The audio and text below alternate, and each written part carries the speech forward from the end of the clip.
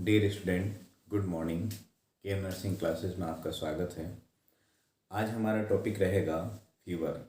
आपने देखा होगा कि घर में या हॉस्पिटल में हमारे किसी भी मेंबर को या कभी भी ऐसी स्थिति आपने ज़रूर देखी होगी कि जहाँ बुखार की स्थिति उसमें हुई होगी, किसी को फीवर आया होगा। तो किसी को फीवर आया होगा हाई ग्रेड फीवर, मतलब उसका देह जो है, शरीर बहुत हाई ग्रेड पे गर्म हुआ होगा। किसी को ठंडी लग के बुखार आया होगा, कोल्ड, जिसे हम बोलते हैं राइगर। तो आज हम कुछ फीवर की स्टेज होगी, कुछ फीवर के टाइप्स होंगे और फीवर की डेफिनेशन होगी। इन सब के बारे में हम विस्तृत रूप से अध्ययन करेंगे। यहाँ एक एग्ज़ाम से रिलेटेड क्वेश्चन पूछा जाता है कि फीवर कितने प्रकार के होते हैं और फीवर की कौन कौन सी स्टेज होती है। तो हम एक एक करके सारा डिस्कस करेंगे। सबसे पहले फीवर।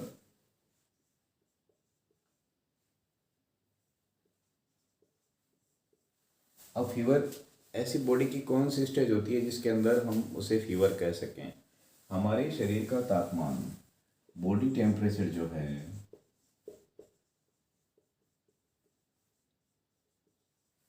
अगर 99 डिग्री फ़ारेनहाइट से ऊपर हो जाए तो वो फीवर की स्टेज कहलाती है, या 37.22 डिग्री सेंटीग्रेड हो जाए, इससे ऊपर हो जाए तो वो स्थिति फीवर कहलाती है।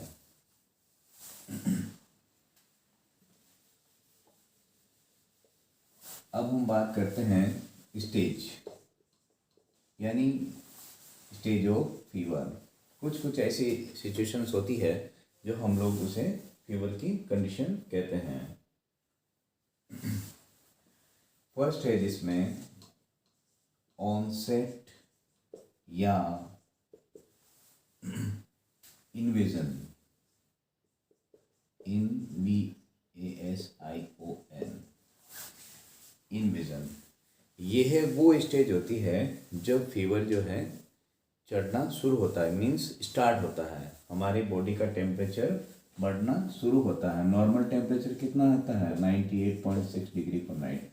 इससे ऊपर टेम्परेचर बॉडी का बढ़ना शुरू होता है और जिस स्टेज पे चला जाए उसे ऑनसेट या इन्वेजन कहते हैं।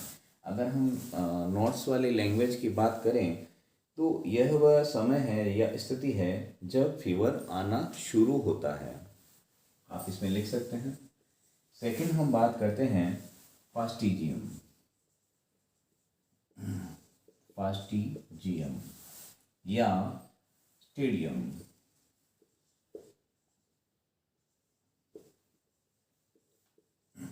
इस कंडीशन के अंदर फीवर जो है एकाएक शुरू होता है और इस कंडीशन के अंदर जो है फीवर, इसमें तो शुरू होता है, फीवर बढ़ना शुरू होता है और ये इसमें फीवर की स्थिति हो चुकी होती है, अपने उच्चतम स्तर तक ये पहुंच जाता है।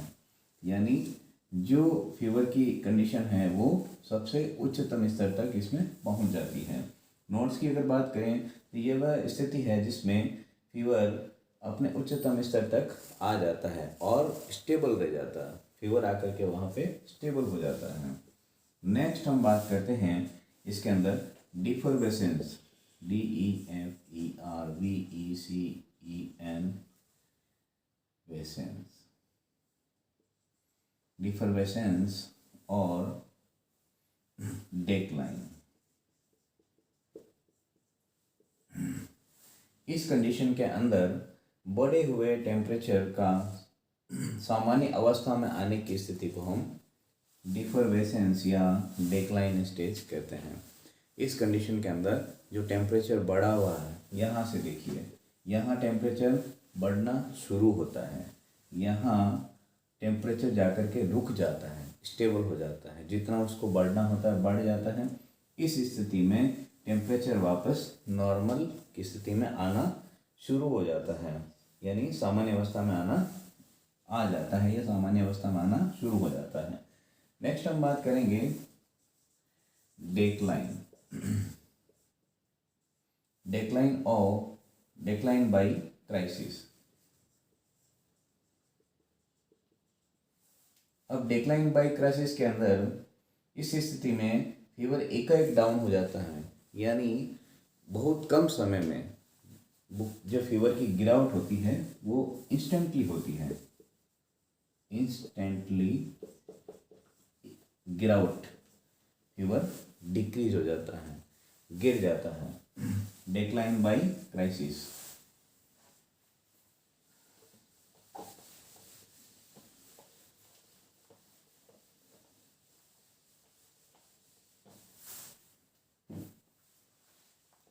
पांचवा है डेक्लाइन बाय लाइसिस।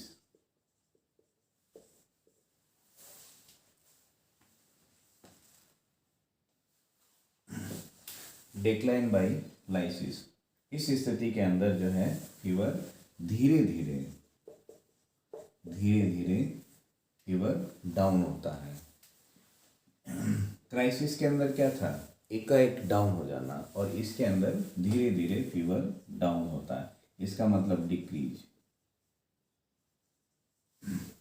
नेक्स्ट हम बात करते हैं क्राइसिस की। क्राइसिस के अंदर जो है हाई ग्रेड फीवर का कुछ घंटों में या कुछ दिनों में नॉर्मल हो जाना कहलाता है।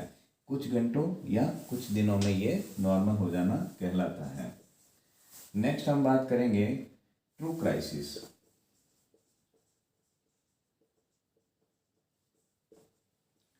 ट्रू क्राइसिस के अंदर टेम्परेचर जो है कुछ घंटों में नॉर्मल हो जाता है और मरीज के स्वास्थ्य में सुधार महसूस होता है। नेक्स्ट हम बात करते हैं फॉल्स क्राइसिस। इस कंडीशन के अंदर फीवर तो डाउन होता है लेकिन मरीज को कंफर्ट फील नहीं होता है। उसके बाद भी फीवर डाउन होने के बाद भी मरीज को कंफर्ट नहीं रहता है। 9th में बात करते हैं लाइसिस की। इस कंडीशन के अंदर फीवर जो है कभी बढ़ता है कभी डाउन होता है, बढ़ता है डाउन होता है, जैसे कि जिगजैग की आकृति में होता है। ये हमारा टेम्परेचर चार्ट होता है। तो यहाँ अगर हम बात करें तो 99, 100, 101, 102, 103, तो कभी टेम्परेचर जो है इससे बढ़ेगा, कभी नॉर्मल होगा, कभी फिर बढ़ेगा, कभी नॉर्मल होगा, कभी बढ़ेगा, कभी नॉर्मल। इस कंडीशन को हम लोग जिगजैग कंडीशन कहते हैं। ये जो क्वेश्चन होगा जिगजैग टाइप में होगा। इसमें लाइसिस के अंदर कभी नॉर्मल होगा, कभी एबनॉर्मल होगा, यानी धीरे बढ़ना उतरना ये सब जो है उसमें होते रहेगा।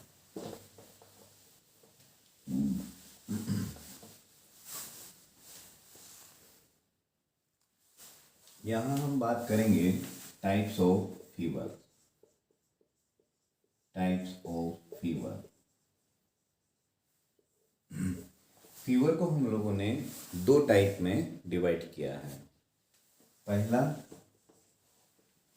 अकॉर्डिंग टू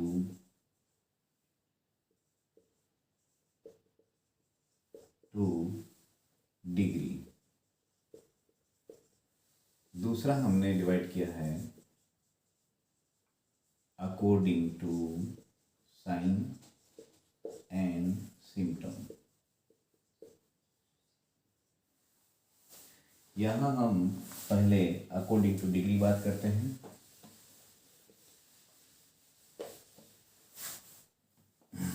इसको हमने 4 टाइप में डिवाइड किया है। लो पाइरेक्सिया, जो कि 99 degree Fahrenheit to 100 degree Fahrenheit तक रहता है। फिर moderate pyrexia 100 degree Fahrenheit to 103 degree Fahrenheit. फिर हम बात करते हैं हाई पाइरेक्सिया। हाई पाइरेक्सिया के अंदर जो है 103 degree Fahrenheit to 105 degree Fahrenheit तक। नेक्स्ट हम बात करेंगे हाइपर पायरेक्सिया, जो कि 105 डिग्री फ़ारेनहाइट से ऊपर की स्टेज हाइपर पायरेक्सिया कहलाती है। यही कंडीशन हाइपरथर्मिया भी कहलाती है, हाइपरथर्मिया कहलाती है। 105 डिग्री फ़ारेनहाइट टेम्परेचर से अगर शरीर का तापमान ज़्यादा है तो हाइपरथर्मिया की स्थिति कहलाएगी।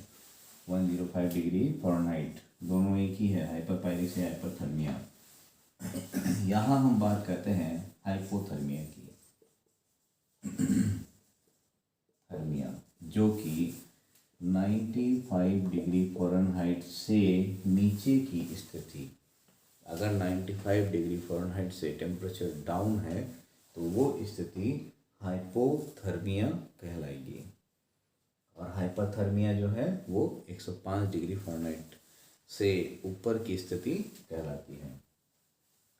स्टूडेंट्स, पहला हमारा जो टाइप है अकॉर्डिंग टू डिग्री वो हमारा कंप्लीट है। नेक्स्ट हम बात करें, अगर हम इसको सेंटीग्रेड में देखना चाहेंगे तो 37.2 degree centigrade to 37.8 degree centigrade रहेगा। यहाँ 37.8 डिग्री सेंटीग्रेड टू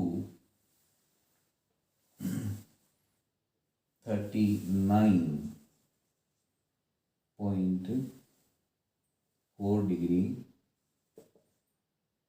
सेंटीग्रेड रहेगा।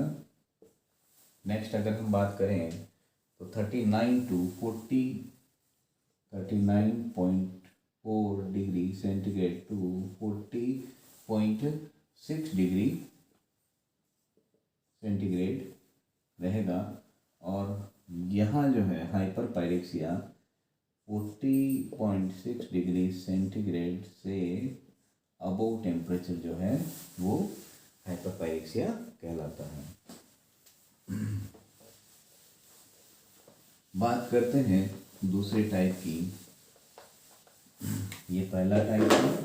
सेकेंड टाइप था according to sign and symptom. इसके अंदर गुण एवं लक्षण एवं चिन्ह के आधार पे हम टेम्परेचर को 8 प्रकार में डिवाइड किए हुए हैं। सबसे पहले अगर हम बात करते हैं तो है कांस्टेंट फीवर। इसके अंदर जो है ये एक प्रकार का स्थिर ज्वर है। इसमें सुबह और शाम के टेम्परेचर में 2 डिग्री से ज़्यादा का अंतर नहीं रहता है, और यह कुछ समय या कुछ दिनों या कुछ सप्ताह में धीरे धीरे नॉर्मल रहता है। 2 डिग्री सेंटीग्रेड से डिग्री फ़ारेनहाइट से ज़्यादा इसके अंदर जो है 2 डिग्री से अधिक 2 डिग्री से अधिक टेम्परेचर जो है सुबह और शाम के अंतर में नहीं रहेगा। अगर हम लोगों ने मॉर्निंग में फ़ारेनहाइट में चेक किया तो शाम में भी हमें फ़ारेनहाइट में ही देखना है, तो वहाँ 2 डिग्री का अंतर रहेगा, इससे ज़्यादा नहीं रहता है। दूसरा हम बात करते हैं रेमिटेंट फीवर की। रेमिटेंट फीवर, यहाँ हम बात करते हैं, इसमें जो है सुबह शाम के तापक्रम में 2 डिग्री से ज़्यादा अंतर होता है, और यह सामान्य नहीं होता है।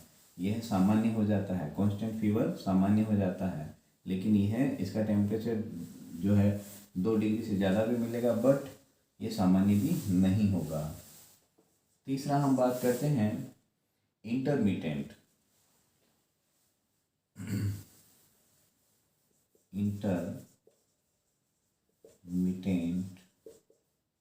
फीवर।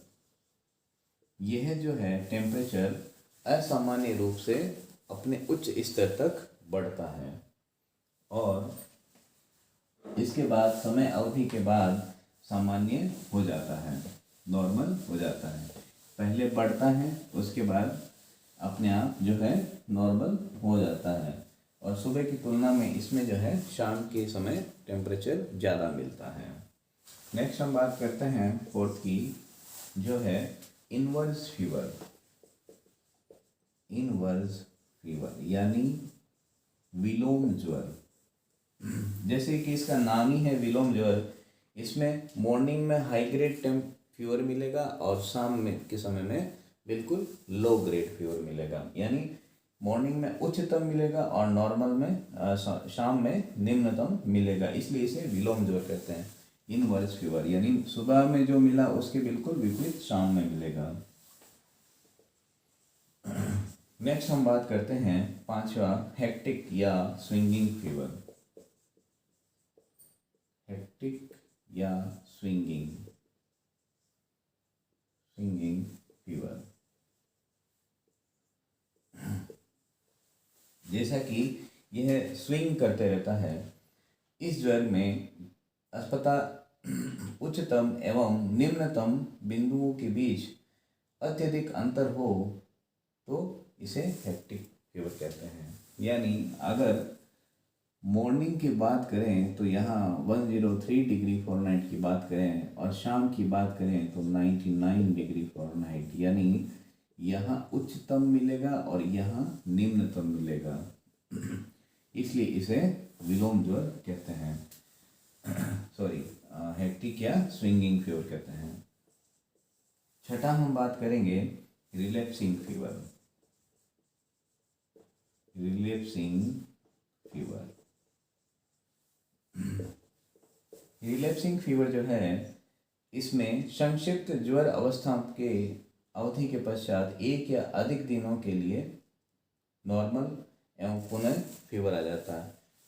कुछ समय के लिए ये नॉर्मल होता है और उसके बाद में वापस से कुछ दिनों के बाद में यह फीवर फिर से लौट आ जाता है, इसलिए इसे रिलैप्सिंग फीवर कहते हैं। नेक्स्ट हम बात करते हैं सातवें की। 7th नंबर का हमारा फीवर जो है वो है इरेगुलर फीवर। इरेगुलर, जैसा कि इसके नाम में ही क्लियर है कि ये इरेगुलर है, यानी इससे ऊपर हमने जितने फीवर की बात की थी उसमें ये किसी से भी मैच नहीं खाता है और यह पूर्णतया अनियमित रहता है, इसलिए इसे इरेगुलर फीवर कहते हैं। नेक्स्ट हम बात करते हैं राइगर की। राइगर, इस कंडीशन के अंदर कपकपी लग करके, मतलब ठंड लग करके पूरा बॉडी वाइब्रेट होता है, ठंड लग करके बुखार आता है, और ये वाली स्टेज जो है जनरली हम लोगों को मलेरिया के केसेस में देखने को मिलती है। मलेरिया की फाल्सिपेरम स्टेज में और वाइवेक्स उस स्टेज के अंदर हमें ये मिलती है। अब इसके अंदर सबसे इम्पोर्टेंट जो है फीवर के अंदर नर्सिंग केयर। नर्सिंग केयर, हमें नर्सिंग केयर के अंदर क्या क्या करना चाहिए? तो सबसे पहले हमें regulation of body temperature, regulation of body temperature, इस कंडीशन के अंदर हमें क्या करना है? बॉडी के टेम्परेचर को हमें रेगुलेट करना है, नॉर्मल करना है। अगर हाई ग्रेड फीवर हुआ है तो उस स्थिति के अंदर हमें जो है उसको क्या है, अगर हम मान लीजिए बॉडी गर्म है तो क्या करना है? पंखा चला देना है, और उसके कपड़े अगर टाइट पहने हुए हैं या ज़्यादा कपड़े पहने हो तो उसको कपड़े को रिमूव कर देना है। एक हल्का कपड़ा उसके बॉडी पर रहना चाहिए। कोल्ड स्पॉन्जिंग कर सकते हैं। कोल्ड पेय पदार्थ यानी ठंडा पानी पिला सकते हैं। कोल्ड पेय मतलब थम्स अप या कोको कोला नहीं पिलाना है, ठंडा पानी पिला देना है। उतना भी ठंडा नहीं पिलाना है कि बहुत ज़्यादा, एक नॉर्मल से थोड़ा ज़्यादा टेम्परेचर वाला पानी, ठंडा पानी पिला देना है। और क्या करना है? पानी से नहला देना है। अगर मरीज की स्थिति ठीक हो तो उसे मीडियम ठंडे पानी से नहला देना है, जिससे टेम्परेचर जो है डाउन होगा। और क्या कर सकते हैं? कुछ एक प्रकार के एनिमा भी होते हैं, आइस पैक्स होते हैं, एनिमा भी, उससे भी बॉडी का टेम्परेचर, मेडिकेटेड एनिमा जो होता है उससे भी बॉडी का टेम्परेचर डाउन होता है। दूसरा हम बात करते हैं न्यूट्रिशनल नीड। को हमें फुलफिल करना है। कैसे करना है? जब भी बॉडी का फीवर आता है, हाई ग्रेड फीवर होता है, तो उस स्थिति के अंदर हमारे शरीर की मेटाबॉलिज्म की स्थिति बहुत बढ़ जाती है और बॉडी के अंदर ऑक्सीजन की रिक्वायरमेंट भी बढ़ जाती है। टिश्यूज़ ज़्यादा एक्सरसाइज कर लेते हैं, मतलब टिश्यूज़ में ऑक्सीजन की रिक्वायरमेंट ज़्यादा बढ़ती है मेटाबॉलिज्म की वजह से, जिस कारण से हमारे शरीर के अंदर पानी की कमी हो जाती है। और उस पानी की कमी को पूरा करने के लिए हमें सेमी सॉलिड डाइट या जो एनर्जी का ह्रास भी होता है, लॉस हो जाता है एनर्जी का, तो उस कंडीशन का हमें क्या करना चाहिए? ऐसे कुछ एनर्जी ड्रिंक, मतलब एनर्जी ड्रिंक मीन्स वो दूसरे नहीं, जो हमें जैसे नारियल का पानी पी लिए या आप इलेक्ट्रोल दे सकते हैं, ऐसा भोजन दे सकते हैं लाइट सुपाच्य, जो भोजन आसानी से पच सके। क्योंकि आपने अक्सर देखा होगा कि जिसको तेज फीवर आया वो हमेशा पानी का और खाने का डिमांड करता है, उसको भूख महसूस होती है, तो आप उसे पोषक तत्व खिला सकते हैं। उसके बाद में है प्रोवाइडिंग रेस्ट। क्या करना है हमें? प्रोवाइडिंग रेस्ट, क्योंकि मेटाबॉलिज्म एक्टिविटी बढ़ी है, टिश्यूज़ के अंदर ऑक्सीजन की रिक्वायरमेंट बढ़ी है, तो उसे बेचैनी सी महसूस होती है और उस बेचैनी में हमें उसे एक कंफर्ट एनवायरनमेंट देना है। हवादार रूम होना चाहिए, पंखा है तो पंखा चला दीजिए, मरीज को जैसे कंफर्ट रहे, अच्छा बिस्तर हो, कपड़े उसमें ज़्यादा हार्ड, मतलब ज़्यादा टाइट कपड़े नहीं पहना होना चाहिए, सॉफ्ट कपड़ा, हल्का कॉटन वाला। जैसे स्थिति में मरीज को रेस्ट मिले उस स्थिति में, और शांत और हल्ला नहीं होना चाहिए, जहाँ पे एकदम जहाँ हम मरीज को रिलैक्स फील हो, ऐसी स्थिति में उसको सुलाना चाहिए। नेक्स्ट हम बात करते हैं maintenance of personal hygiene. Maintenance of personal hygiene. कैसे? आपने देखा होगा किसी को फीवर आया हुआ है तो मुंह पे पपड़ी आ गई है, दांत पे इनेमल आए हुए हैं, हो सकता है स्मेल भी आई है, मुंह से स्मेल आ रही होगी, पसीना आया है तो पसीने के बाद में भी कपड़े गीले हो जाते हैं, तो बॉडी के अंदर नमी, मॉइस्चर हो जाता है, जिससे शरीर चिपचिप करता है। इन सब से बचने के लिए हमें उसे ओरल हाइजीन केयर और उसे पानी से, साफ पानी से नहलाना, कुल्ला करवाना, ये सारी चीज़ें हमें उसे करवानी है, हाइजीन केयर करनी है। अगर नहा सकता है तो नहला दीजिए। और बेड सोर, अगर पेशेंट रेस्टिंग पोजीशन में है तो अगर बेड सोर ना हो तो उसकी पोजीशन भी हमें चेंज करते रहना है। तो कभी कभी जो होते हैं ना बेड रिडन, जो बेड में पड़े हैं पेशेंट है, फीवर की कंडीशन तो किसी को भी हो सकती है, ज़रूरी नहीं है कि चलते फिरते हैं। जो बेड रिडन पेशेंट है, जो लंबे समय से बेड पे, हमारे घर के बूढ़े माता पिता हैं या दादा दादी हैं जो चल ही नहीं सकते, तो ऐसी कंडीशन में उनकी भी हमें पोजीशन हर 1 घंटे या आधा घंटे के बाद में हमें बदलनी है, जिससे क्या है, बेड शोर नहीं हो।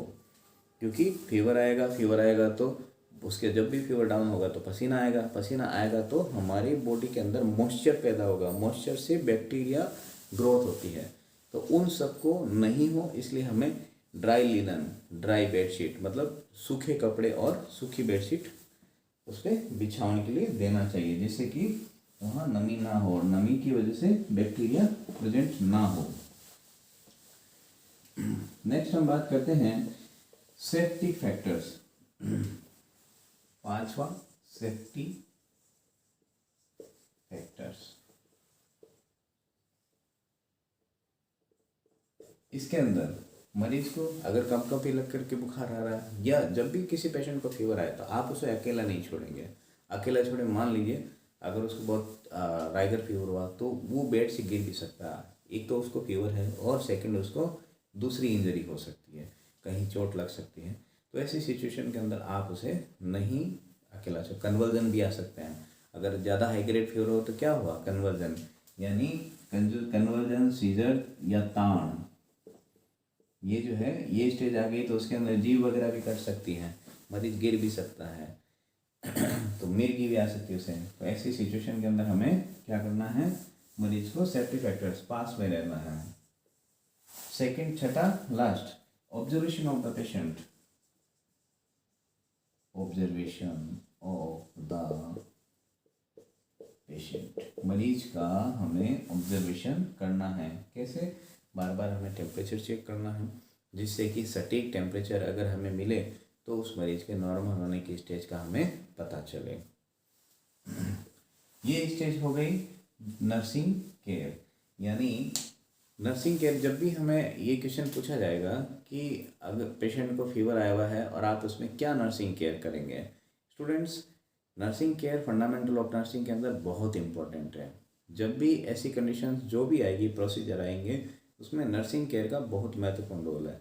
अगर मैं 5 नंबर के क्वेश्चन की बात करता हूँ तो 2 नंबर आपके नर्सिंग केयर के होंगे और 3 नंबर, 1 नंबर डेफिनेशन का होगा, 2 नंबर डिस्क्रिप्शन का होगा। आज के लिए बस इतना ही। धन्यवाद। मेरे चैनल को ज़्यादा से ज़्यादा सब्सक्राइब कीजिए, लाइक कीजिए, जिससे मुझे मोटिवेशन मिले और ये सब आप ही लोगों के लिए है। मेरे अगर चैनल सब्सक्राइबर बढ़ते हैं तो इससे सबसे ज़्यादा आप ही लोगों को फ़ायदा होने वाला है। बहुत बहुत धन्यवाद।